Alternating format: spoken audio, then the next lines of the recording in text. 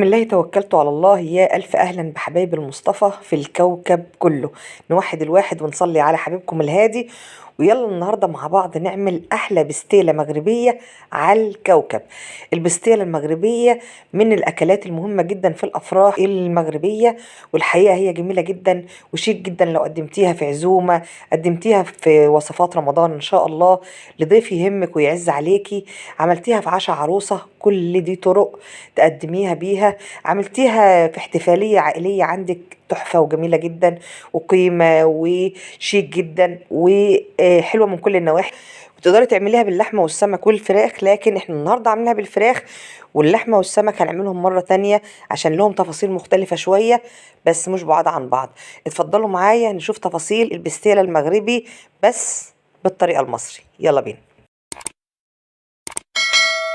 انا غسلت الفراخ كويس بتاعتي، خل ودقيق شطفتها اكتر من مره، وهسيبها. سبت الفراخ بعضمها وجلدها واعمل لها الشرمله بتاعتها، وبعد كده نبدا او التتبيله بلغتنا احنا كمصريين. وبعد كده بعد ما تستوي في التتبيله بتاعتها هشيل الجلد والعظم، هخلي الجلد والعظم ونطلع بس قطع الفراخ لوحدها. عندي بقى هنا معلقتين كبار كركم، مهم قوي قوي مع الوصفه بتاعتنا.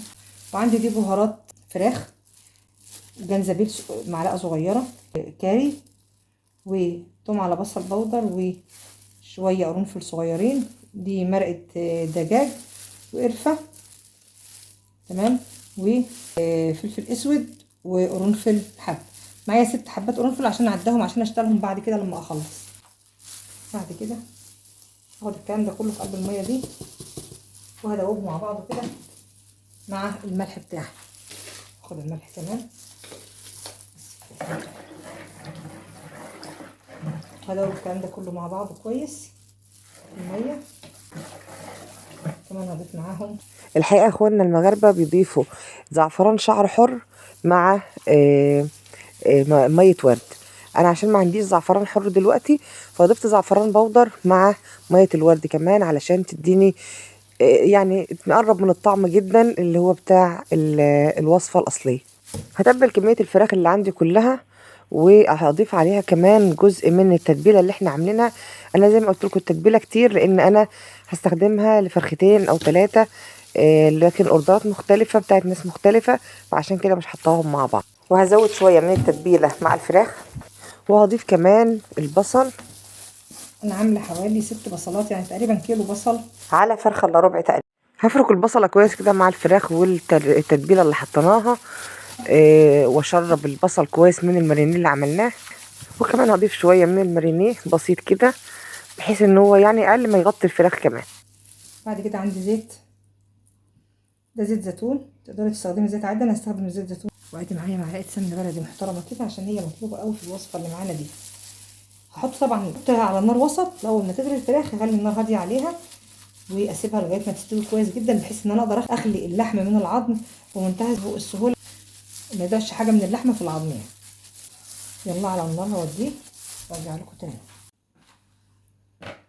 الفراخ بس خدت غلوه صغيره كده، واضيف لها بقى الخضره، كزبره مع بقدونس قطعناها.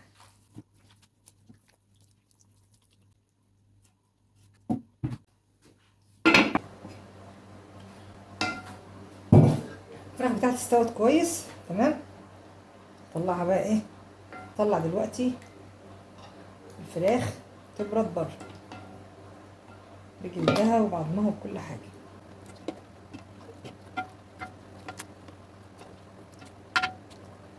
طلعت الفراخ هسيبها بقى على جنب تبرد خالص وبعدين نفكها مع بعض من العظم.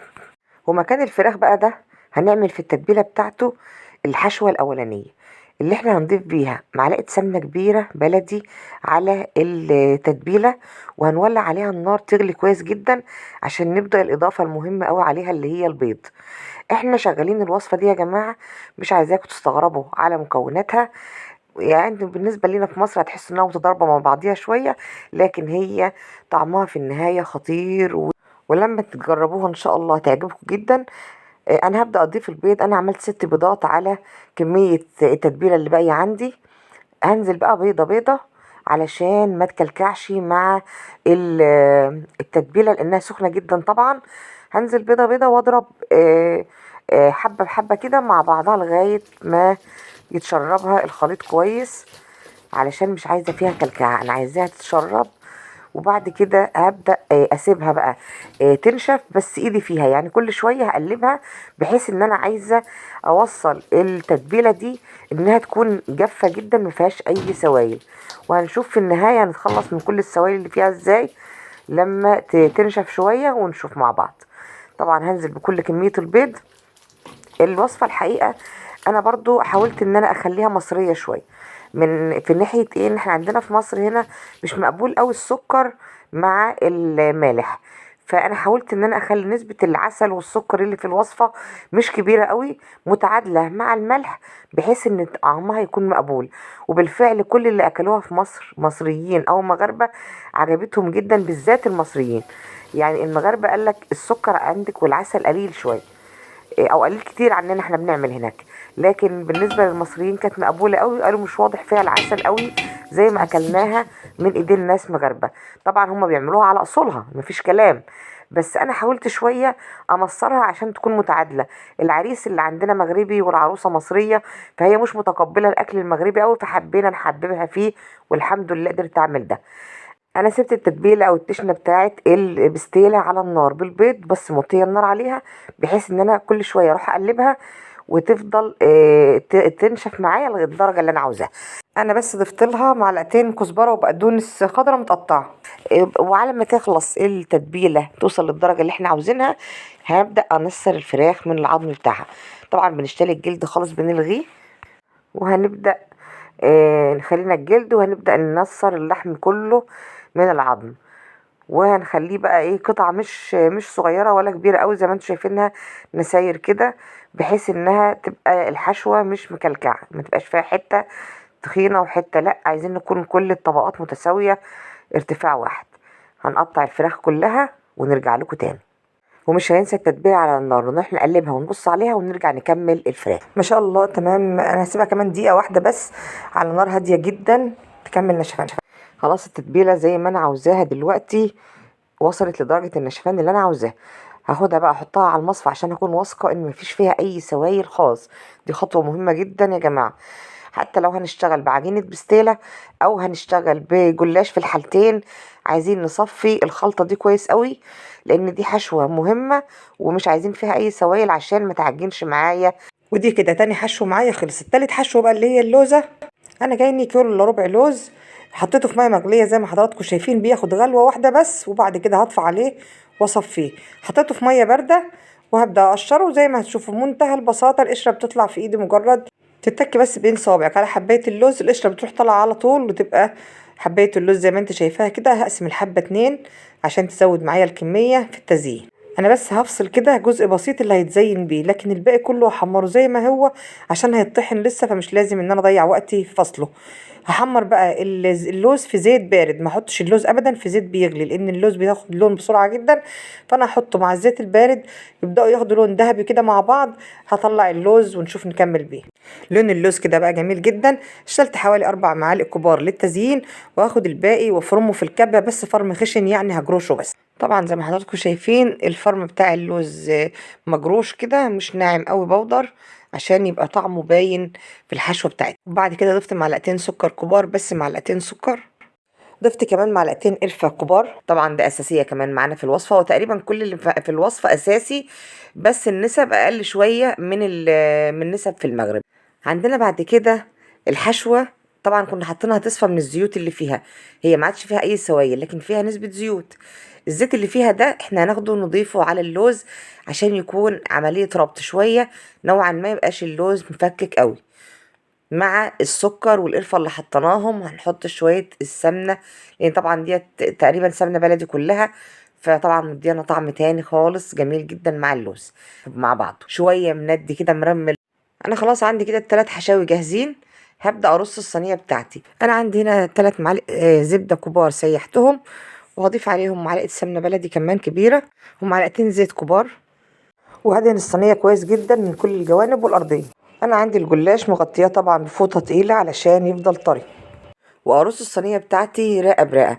مش مشكلة عندك خالص لو الورقة الأولانية دي مقطعة أو فيها أي حاجة، احنا كده كده هنقلب كل الورق تاني وهنعمل له أرضية من ناحيتين، وهنبدأ نرص طبقات الجلاش عكس بعضها، وهندهن بين كل طبقة وطبقة زبدة زي ما احنا شايفين مع زيت وسمنة، لأن مهم جدا في الوصفة بتاعتنا النهاردة إنها تكون مورقة من بعضها. وبعد كده هبدأ أرص الورق إزاي؟ هخلي نص الورقة بره ونصها جوه، زي ما يكون بالظبط هنقفل على اي حاجه، فبنسيب نص جزء من الورقه بتاعتنا بره عشان لما نيجي نلفها تاني على بعضها نعرف نقفلها كويس. هو ده اللي حصل معانا دلوقتي. هناخد ورقه فوق ورقه زي ما حضراتكم هتشوفوا معايا، يعني طرف الورقه دي على نهايه الورقه دي، بس بنسيب برضو ايه يعني 2 سنتي الورق فوق بعضه، بحيث ان انا ما يبقاش في عندي فراغات لما اجي اقفل الورق كله، ما يبقاش في اي فراغات، يبقى كله ملموم كويس ومقفل على الصينيه بتاعتي كلها كويس. هبدا اخد الداير بتاع البستيله كله الفه بنفس الطريقه، والورق اللي انا شايفه ان هو مقطع عندي برضه هحاول اخلي له طرف بره بقدر المستطاع كده وله جزء جوه الصينيه. وكل مره هنتاكد ان احنا بندهن الصينيه علشان عايزين الورق زي ما قلنا يكون مورق كويس من بعض. ده حوالي كيلو جلاش. انا لفيت زي ما انتم شايفين على اطراف الصينيه كلها تقريبا نص الكيلو، وهبدأ بقى احط الحشاوي بتاعتي علشان اقفل الصينية. وزي ما قلنا زي ما انتم شايفين كده لازم يكون في لها طرف بره. ان شاء الله لما نعمل عجينة البسطرمة مع بعض هتلاقوا الموضوع احلى بكتير جدا من الجلاش. اول حشوة معانا هتكون حشوة الفراخ، زي ما انتم شايفين لونها تحفة وطعمها وريحتها غير طبيعية. لو جربتوا الصينية ديت في افراح اولادكم ان شاء الله كده وحبايبكم وفي العزايم الكبيرة عندكم هتبقى حاجة تشرف قوي وجميلة جدا. وهي مكلفة صحيح، لكن طبعا احنا في اي عشاء عروسة وبنعمل كده كده اكل مكلف، لكن المهم نكون حاجة متغيرة وطعمها حلو وشكلها شيك. طبعا دي تاني حشوة اللي هي البيض مع التتبيلة اللي كانت فيها الفراخ، سويناهم على النار كويس وضفنا لهم البيض نشف معاهم ونشفنا عليهم قوي وصفناهم، وبعدين هنضيفهم زي ما انتم شايفين كده تاني حشو. وتالت حشو معانا اللوز اللي احنا فرمناه وضفنا عليه الجرش كده، واتضاف عليه معلقتين سكر، واتضاف عليه القرفة والمعلقتين السمنة اللي كانوا نازلين من الحشوة التانية. حلو كده، هنقفلها كويس قوي بالتساوي كده. طبعا اخواننا المغاربة ما بتوصوش في موضوع اللوز ده، يعني اللوز ده عندهم ما شاء الله بتبقى طبقة قد ال3 طبقات اللي احنا حاطينهم دلوقتي، بس طبعا انا اشتغلت على قد الكمية اللي جاياني. هبدأ اقفل بقى كده، هجيب الطبقات الاولى اللي حطيناها الاخيرة اللي حطيناها تبدأ هي تتقفل الاول بمنتهى البساطة.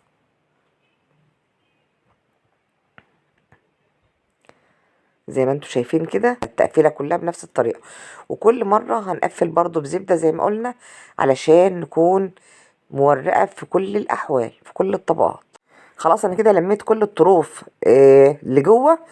هبدا اجيب بقى طبقات من الجلاش، طبقه واتنين وتلاته، احطها زي ما حضرتك شايفه كده واقفل بيها الصينيه من فوق وادخل طرفها تحت كده الجزء المتقفل من الصينيه. انا اسفه جدا على صوتي يا جماعه.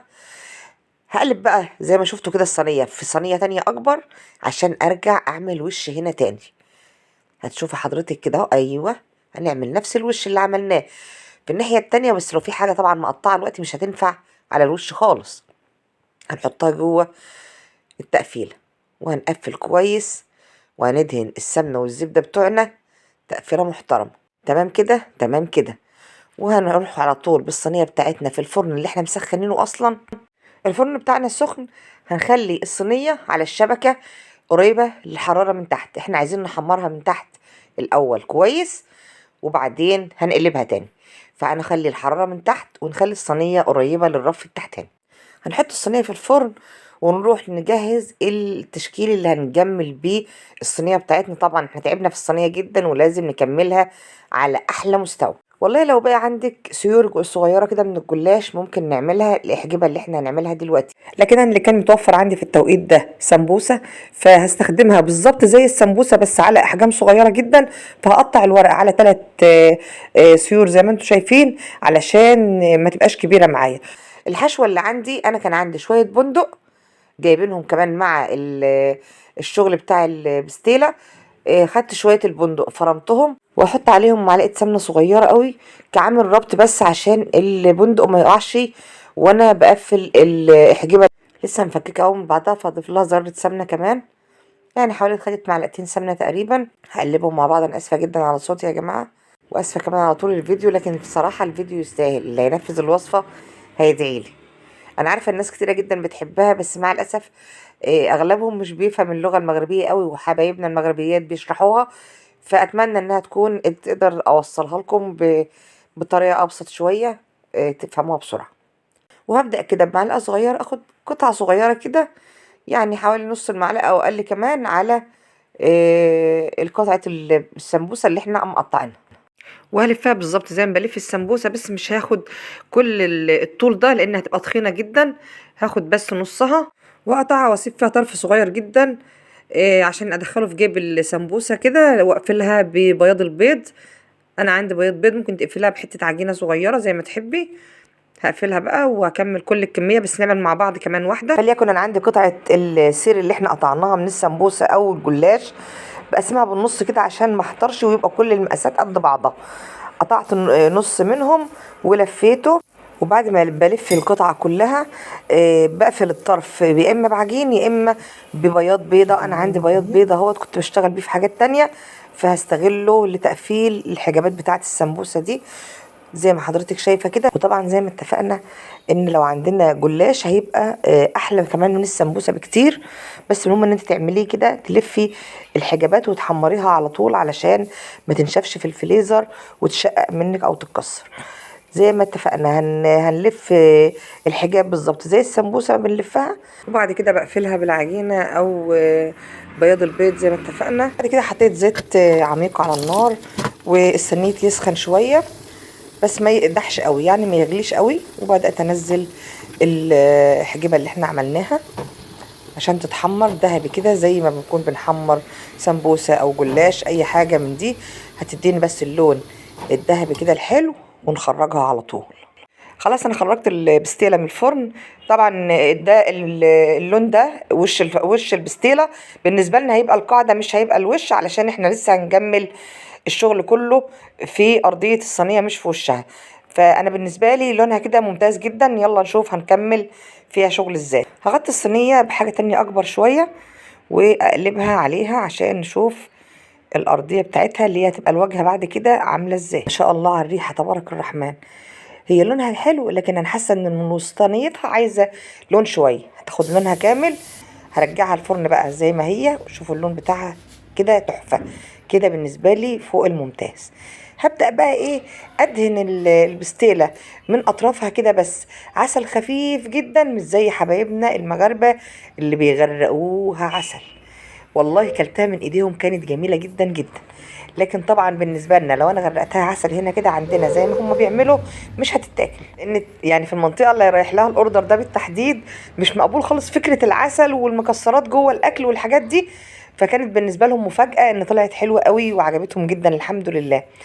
زي ما انتم شايفين كده، بس طرف البستيرة دهنتها والوسطانية عشان يكون بس عملية ايه ربط كده للوز لما نحطه على صينية البستيلة. وعشان هو مش كتير كمان زي ما انتم شايفين كده، مش بيمسك اللوز قوي عشان مش كتير، المفروض يبقى اكتر من كده. واحط عليه هو نفسه عسل بعد ما احط اللوز على الصينيه، احط عليه هو نفسه عسل عشان يمسك كويس في الصينيه ويبقى طعمه حلو. لكن طبعا انا حاطه في حدود المعقول زي ما قلنا، علشان بقولها واكررها تاني عشان حبايبنا المغاربه اللي هيشوف الفيديو ما يعترضوش عليها، العسل قليل والقرفه قليله. احنا عندنا لنا ظروف خاصه في المنطقه اللي يتاكل فيها البستيل. وان شاء الله اعمل لكم البستلات الصغيره، بستلات حوت بقى صغيره ان شاء الله مظبوطه بالمواصفات بتاعتها بالظبط، مش هنختلف فيها في اي حاجه ان شاء الله. زي ما حضراتكم شايفين طبعا التزيين هيرجع لك لاي طريقه انت هتزيني بيها هتكون حلوه وجميله على ذوقك انت. انا ضفت اللوز كده على اطراف الصينيه بس، وهبدا هنا بقى في النص احط الحجابات اللي احنا حمرناها سوا وحشينها بالبندق. وزي ما قلنا كمان تقدري تحشيها باي حشوه حتى لو مالحه على فكره مش هتبقى مشكله، يعني ممكن تحشيها بجزء من الفراخ اللي موجوده معانا او الحشوه التانية اللي هي بالبيض والتتبيله. اي حاجه تحبيها تبقى جميله من ايديكي. بعد كده بدات ازين ببيض السمان. انا عن نفسي بحب جدا التزيين بيض السمان معاها، وبتلقط كده وبتاكل قبل اي حاجه. بيض السمان كده في خله، وزيني برضو زي ما تحبي، على الاطراف في النص زي ما انت عاوزه. خلاص انا حطيت البيض كله في النص، وحطيت طبق غطيت بيه البيض والحجابات، وعايزه احط بسيط من السكر البودر على الاطراف كمان. وكمان الخطوه دي ترجع لك لو عايزه تضيفيها او لا، بس انا حبيت يعني ادعم الطعم المسكر سنه، لانه انا شايفه ان هو قليل قوي، عشان العريس ما يعترضش يعني ويقول مش مغربيه قوي. خليناها بين المغرب والعصر كده في قصد المغرب ومصر يعني. بعد كده زينت كل حبة بيض كده بورق الورد المجفف. كنت اتمنى يبقى عندي قلوب ورد مجفف كده حلوة، احطها كده وازين بيها زي اخواننا في المغرب. بس هما الحقيقة عندهم طفرة في الحاجات ديت جميلة ما شاء الله. هما جابولي قبل كده من المغرب الحاجات دي، حطيتها على البستلات التانية. بس احنا برضو كمان عندنا في مصر حاجات حلوة قوي مش موجودة في اي حتة تانية، كفاية انها مصر. عايزة اقول لكم ان انا مش كل مرة بعمل البستيلة على المعايير المصرية مغربية، لا. في كتير بعملها لما اصحابها يكونوا مغاربة، وهنزل لكم الصور بتاعتها على الفيديو. اصحابها يكونوا مغاربة فبعملها مغربية اصلية، عشان ما يبقاش فيها اي اعتراض. لو اللي هي بالفراخ او باللحمة او بالسمك اللي بيقول اتقال عليها ايه بسطيلة حوت في المغرب. اللهم لك الحمد، عجبت اصحابها، والمصريين اكلوا منها قبل المغاربة، كانت جميلة جدا جدا. اتمنى الفيديو بتاعنا النهاردة البسيط الجميل يكون عجب حضراتكم. صحيح مكوناته عالية شوية، لكن في مناسبة حلوة، مناسبة سعيدة، عزومة كويسة، ناس يعزوا عليكي، هتكون حاجة شيك قوي على سفرتك، غير معتادة مش تقليدية، وهتكون جميلة جدا جدا. وكمان تنفيذها على فكرة سهل قوي قوي انك تنفذيها، وتعجب ضيوفك ان شاء الله وولادك، وتبقى حاجة مشرفة على سفرتك. واتمنى الفيديو بتاعنا اذا عجبكم تشرفونا بوجودكم معانا على القناة، لان وجودكم معانا الحقيقة هو سر دعمنا وسر تقدمنا في اي حاجة بنعملها. فاتمنى ان شاء الله اذا عجبكم الفيديو وعجبتكم القناة تشرفونا بوجودكم معانا بالتعليق والاعجاب والاشتراك في القناة، اذا نستاهل وجودكم الجميل معانا. السلام عليكم.